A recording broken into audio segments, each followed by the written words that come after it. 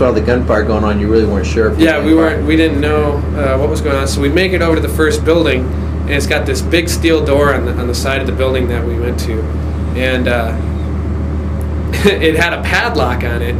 And I remember first trying to just kick the door down, but it was a big steel door. There was no way to kick this down. So my squad leader, Ox, or Cobble Delfield. Oh, his nickname was Ox. Yeah, his nickname was Ox. I assume he was a pretty big guy. He was a big guy. Just a big dude. And what was his name again? Delfield. Patrick Delfield. Patrick Delfield. He was a corporal? Yes, he was a corporal. Okay. And he even tried. He tried kicking the door down several times. Didn't happen. Barely even put a dent in the door. And then adrenaline's pumping. We're trying to get into this door. Like at this point, like the guy, if there was guys on the other side of the door, they knew we were there. So big thing was to try and get in as fast as he possibly could. So he takes the buttstock of his weapon and he starts beating on this lock. And I guess that's just a movie thing, because it was kind of funny, like, a round or two ejected from his weapon, from the the bolt flying back because he was hitting so damn hard, and it was a good lesson learned. Like, these locks are tough, and the buttstock of his weapon was all beat up, and it was pretty rough on his weapon. But we ended up getting into the building through a different door, and there was no resistance at that particular building. So. Okay, so lesson learned there, huh? Yeah. Padlocks don't break like in the movies. Yeah, exactly. That's just a movie thing, I think. Okay. So I don't know if earlier you said something about it was such a big facility. It took majority of the day. Was there anything else you saw there? Kind of any souvenirs or anything you picked up, or anything you saw that you wanted to, tape? Or well, I didn't take any souvenirs, just because I knew if I took anything, I'd just have to carry it with me, and I got enough stuff to carry. I don't want to have to worry about something else. Big deal. Like, I didn't have anything.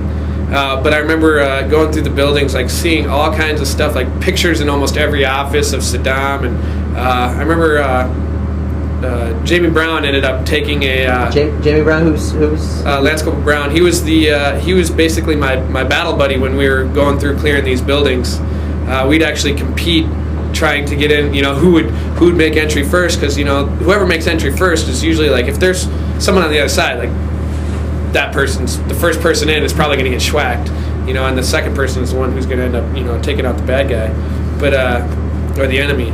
And so, like, he and I ended up clearing these rooms together. And I remember he and I were in this one office, and it had a picture of Saddam on the wall, and he broke the frame and took the picture and, like, put it in his flak and stuff. So that was, I was kind of jealous about that, because it was a cool picture, But sometimes we'd get a little overzealous and end up, like, making entry before the other guy even caught up and stuff. And it's like, that's a definite big no-no. You never go into a room all by yourself, because then you've got two first persons. If he gets schwacked, then the other person is still the first person, and that that's a bad idea. Yeah, I'm following there. Yeah, I can see definitely. Then by the time the second guy breaches, then he's as if he's the first guy again. Exactly. So. Do you recall anything else from that day, or is that pretty much it? It was just clearing rooms and pretty uneventful.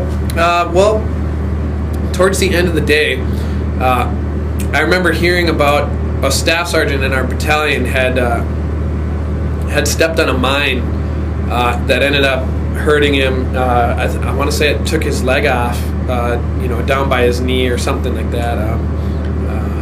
He ended up getting sent home and stuff. I don't remember his name and the specifics of it. I just remember, hearing that he had gotten hurt. So that was like our first combat wound, or Purple Heart for the war. And then also, like, at one point a bongo truck, which is like a flat-fronted Kia European-style truck, I guess, with a flatbed on the back. A bongo, is that just a name that Joe gave the vehicle? Yeah, I think it's like a Marine Corps term. Like, it just stuck, like a bongo truck. Like, at first everyone's like, what's a bongo truck? And now, like, everyone's like, you don't know what a bongo truck is? Like, everyone just calls it a bongo truck, and then kind of adapts. But they pulled up with a few guys, and from a distance, like fired a few rounds at the Marines, and Oh, so they drove up, a few of them jumped out and started firing? yeah, fired a few rounds, just harassment fire. Like, it wasn't like they were going to do anything, any real damage. And then, like, as they were doing that, the trackers, I remember hearing the sound of the Mark 19, just boom, boom, boom, boom, and then looking over it and seeing a guy, like, you know, seeing impacts all around this guy, and then no longer seeing the guy anymore. Like, that was the first, I guess, the first kill I saw. Like, I didn't, you know, any direct hits or anything, but I remember, like, he was down and not going anywhere, and then the other guys ended up getting away. So yeah, seeing your first sign of combat, do you have any, recall any feelings at that time, or anything? I was just glad that they, I guess I was a little desensitized. It didn't really do anything to me, because, like, I wasn't in any danger, and they killed the threat. Like, got him before he could get any of us. Okay. So at that time, that getting a little ahead of myself. So that was pretty much it of the 32nd. Yeah, that was pretty much the end of the day. That night, that was still the first day of the war. That's still the first day, right?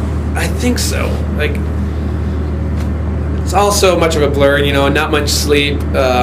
4 years ago from now, like, it's hard to remember. That could have been first day, second day. Not real sure. Okay. It's real rusty. Okay. Well, I appreciate that, because it's best for you to if you're not sure, why not just Yeah, say it's a tape. It's fine. We always can go. I'm sure anyone in the future who watches this, they can always go back and reference exactly when this took place. But yeah. Your memories are right now the most important thing that we're trying to capture on tape.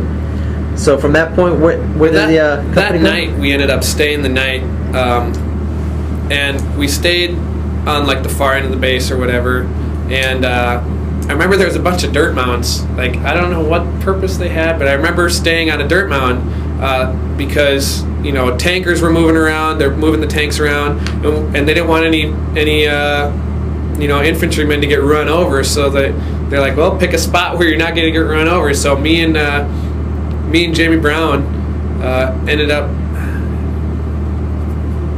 Now that I think of that, it was either me and Jamie Brown or me and Cobble Kelly, and I won't be able to remember either one of them. It was one of those two.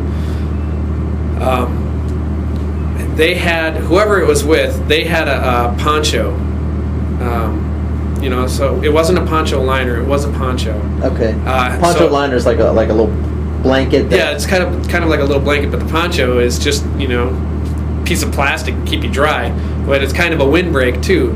Well, so it's cold as hell out, and we're sleeping out on the in the dirt. Are y'all still on? We're at 25, 50-50. 50%. Okay. Yeah, so that sucked. So we, I'd sleep for 2 hours and wake him up, and then, or he'd wake me up, and then I'd stand post, and so you're sitting there shivering, and whoever was standing post didn't have the poncho, so you're sitting there shivering, and the other guy's, like, sleeping, and you're all mad because he gets to sleep, but then, like, 2 hours from now he's all mad at you because you get to sleep. But, like, 50-50, that sucks. That's how it is. But, like, definitely stressful, and it's hard to think. But yeah, we froze that night. That sucked. So y'all weren't expecting it to be so. I mean, you're going to Iraq. You just assume you're going to be in the desert and it's going to be warm at night. Yeah, we didn't really know. Like, they said it was going to be pretty close to the 29 Palms, climate, but which is a desert in California as well. So it is almost exactly the same. But yeah, it gets cold at night. It's like a 30 to 40 degree difference from day to night. It'll be 90 during the day and 50 at night. Well, I assume too. All that sweat collected inside your mop suits. And oh yeah. That probably didn't